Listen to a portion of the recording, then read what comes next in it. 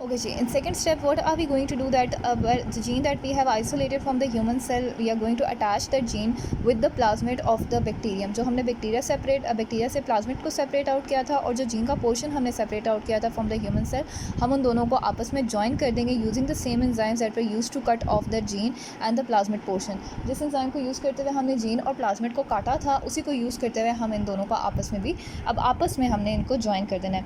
पीछे आपके पास जो डायग्राम हमने यहाँ पर ड्रॉ की हुई थी, ये पोर्शन जो जीन का है and this portion of the plasmid they will collectively join together. Let's say कि या आपके पास अब डायग्रामेटिकली, अगर मैं इसको डायग्रामेटिकली इसको देखती हूँ तो ये मेरे पास पोर्शन ऑफ जीन है और this is my portion of a plasmid DNA जो आपका बैक्टीरिया से ऑब्टेन हुआ था. ठीक, this is my plasmid. Both of these are joined together to each other using the certain enzymes that were used to cut off the part of the gene and the plasmid as well. This is now my plasmid. ये वाला portion मेरा सारा plasmid का portion है that I am labelling with the with the green color, and the one that I am going to represent with the purple color, this is my gene. ये आपका gene का portion था जो आपने human body से लिया था, and this is the portion of plasmid.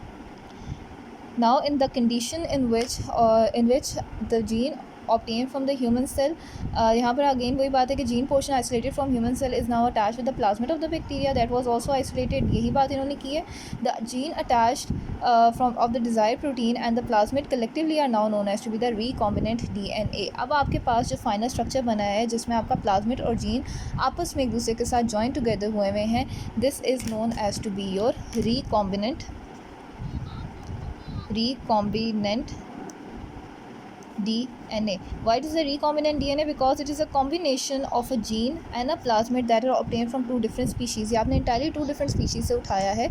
इन दोनों को आपने जब आपस में ज्वाइन कर दिया, जो जीन आपने ह्यूमन से लिया है और प्लाज्मिड जो आपने बैक्टीरिया से लिया है, इनको जब आप आपस में ज्वाइन कर देते हैं, that is now known as to be your recombinant DNA.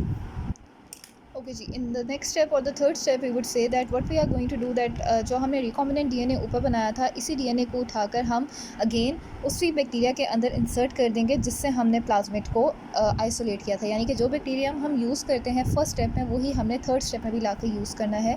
We are going to introduce the recombinant DNA back into the same bacterium from which the plasmid was isolated. The bacterium is now known as to be the GM bacterium, और या हम इसको कहते हैं genetically modified bacterium.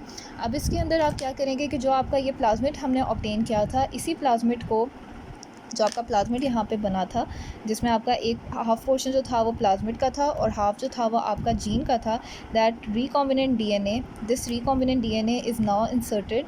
Recombinant DNA is now inserted back into the same bacterium from which the plasmid was isolated. ये आपके पास again एक bacteria का सेल है जिसके साइड पे आपका सारा जो है वो क्रोमोसोम प्रेजेंट था. छोटे छोटे प्लाज्मिड उधर प्रेजेंट थे, लेकिन सिर्फ एक ऐसा प्लाज्मिड था जो हमने रिकॉम्बिनेंट कर दिया, जिसको हमने कंबाइन कर दिया with the DNA of a human cell to produce our desired protein. ये आपके पास recombinant DNA यहाँ पर इंट्रोड्यूस हो गया. This is your recombinant DNA. In that condition, this bacteria is now known as to be the GM bacteria. हम इस bacteria को GM bacteria बोलेंगे. That is a genetically modified bacteria. G for genetically and M for modified. That it is a genetically modified bacteria because its DNA has been modified. इसमें जो है वो इसका DNA modify हो चुका है. It's not the same as the previous one. इसमें एक नया बाहर से एक जीन को introduce किया गया है using the genetic engineering. So therefore it is known as to be your recombinant DNA.